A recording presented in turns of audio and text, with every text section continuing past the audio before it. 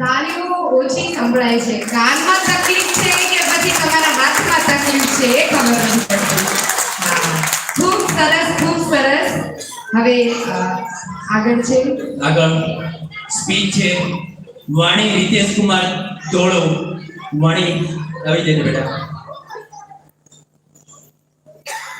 Speech માટે વાણી.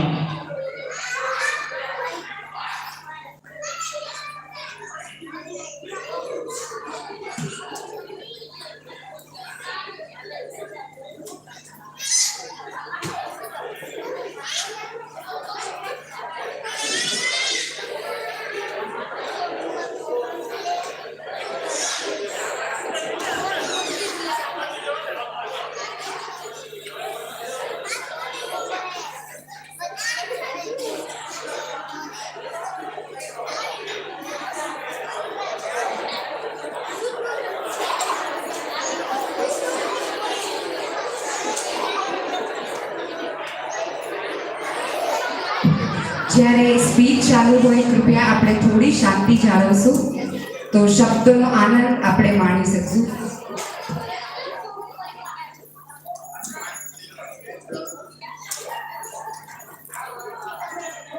Hello, સૌને મારા જય ગુરુદેવ. મારું નામ ધોળો વાણી રીતેશભાઈ છે. હું આજે આપ સૌ વચ્ચે એક નાનકડી સ્પીચ રજૂ કરીશ.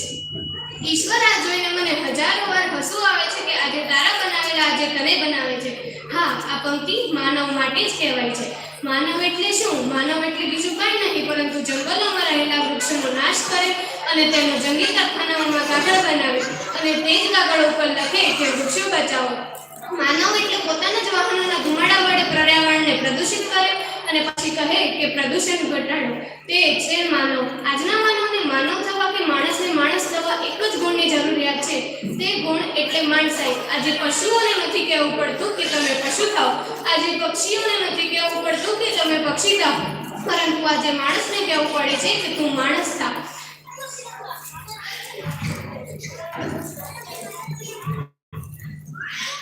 એક શબ્દ કવિએ સરસ કહ્યું છે કે વસ્ત્રો થઈ ગયા ટૂંકા, એમાં લાજ ક્યાંથી હોય? અનાજ થઈ ગયા હાઇબ્રિડના, એમાં સ્વાદ ક્યાંથી હોય? ફૂલો થઈ ગયા પ્લાસ્ટિકના, એમાં સુગંધ ક્યાંથી હોય?